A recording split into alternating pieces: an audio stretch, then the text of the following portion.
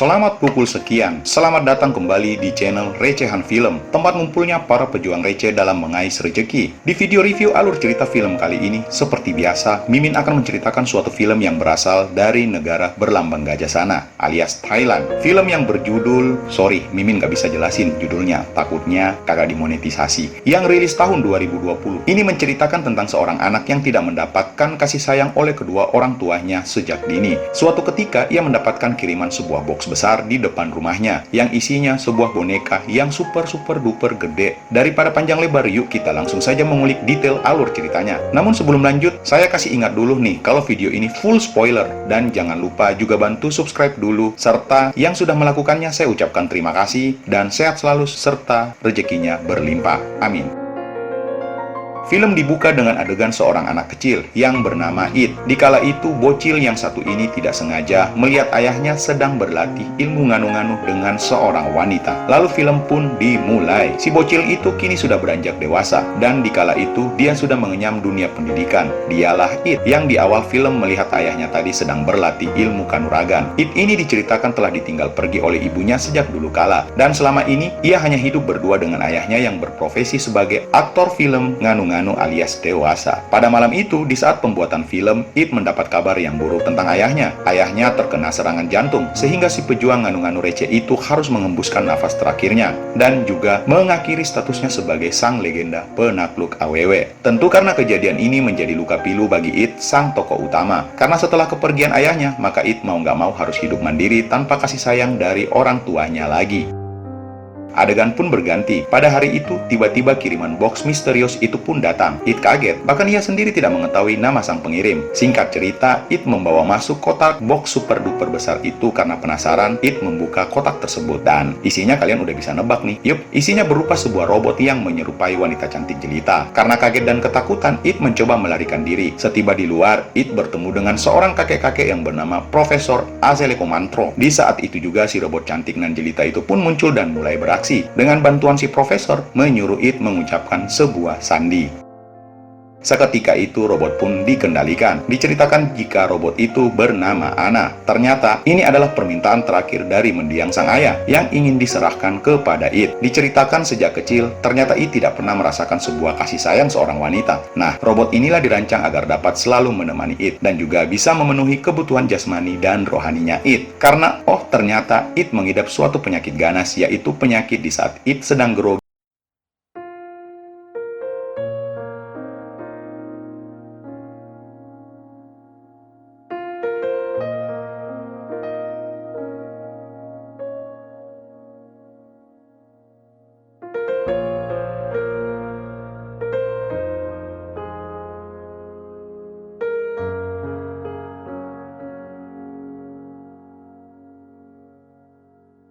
Isinya besok tentang kematian ayahnya yang secara tiba-tiba. Pada malam hari, Ana beraksi kembali. Namun It mengatakan ia tak ingin diganggu, dengan alasan It merindukan orang tuanya. Apalagi selama ini It tidak pernah merasakan kasih sayang orang tua seutuhnya. Mendengar itu, Ana pun berusaha menenangkan perasaan It dan berupaya menjadi teman yang ada di setiap saat menghibur It. Menjadi teman yang ada setiap saat untuk menghibur It. Dan dari sinilah It mulai tersentuh hingga kisah mereka dimulai dari sekarang. Lanjut cerita, keesokan harinya It bersama teman-temannya melanjutkan penyelidikan penyebab kematian ayahnya malam itu. Namun tanpa diketahui, si Lisa ternyata mempunyai rencana busuk tersendiri, yaitu membuat agar Ana cedera. Rencana Lisa pun berhasil. Ana terjatuh hingga membuat sistemnya menjadi error. It pun meminta pada si profesor yang sampai saat ini males banget saya nyebutin namanya karena susah penyebutannya, untuk melihat kondisi si robot Ana. Sang profesor menyuruh It agar mereset sistem Ana. Beruntung pada saat itu program robotik si Ana kembali normal dan bekerja seperti biasanya. Dari sini It pun menceritakan kisah cintanya dahulu kala sebelum negara api menyerang. Ternyata kisah cinta It selalu kandas di tengah jalan. Ana rupanya menjadi pendengar yang baik dan budiman, sehingga lambat laun It merasa nyaman berada di dekat Ana. Dari sinilah kedekatan mereka semakin intens hingga membuat cinta mereka bersemi, cinta antara manusia dan robot. Singkat cerita lagi, malam berikutnya It beserta kawannya melanjutkan investigasinya. Namun kali ini si Prin dan Plan serta Lisa mempunyai rencana lain lagi. Malam itu mereka party dengan minum minuman teh berbusa, sehingga membuat It terkapar karena kebanyakan minum.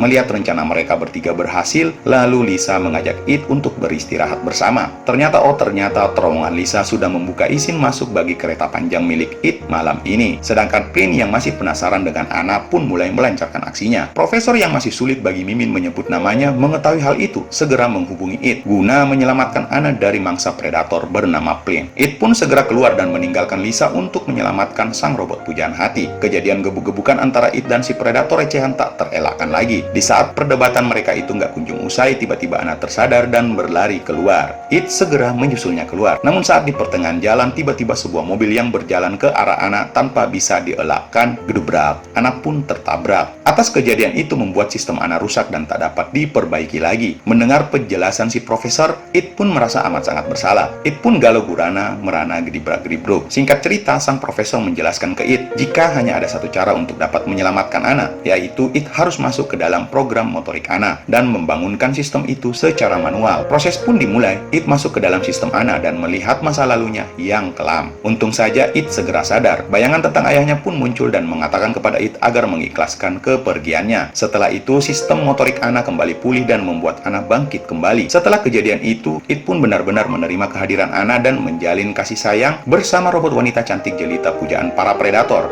Adegan gedibrak-gedibruk cascus pun dimulai di akhir film. Sedangkan Prin dan Plan mendapatkan pasangan masing-masing di akhir. Sedangkan Lisa harus rela melepaskan It dan ikhlas membiarkan Anna menjadi pendamping hidup It selamanya. Dan film pun berakhir.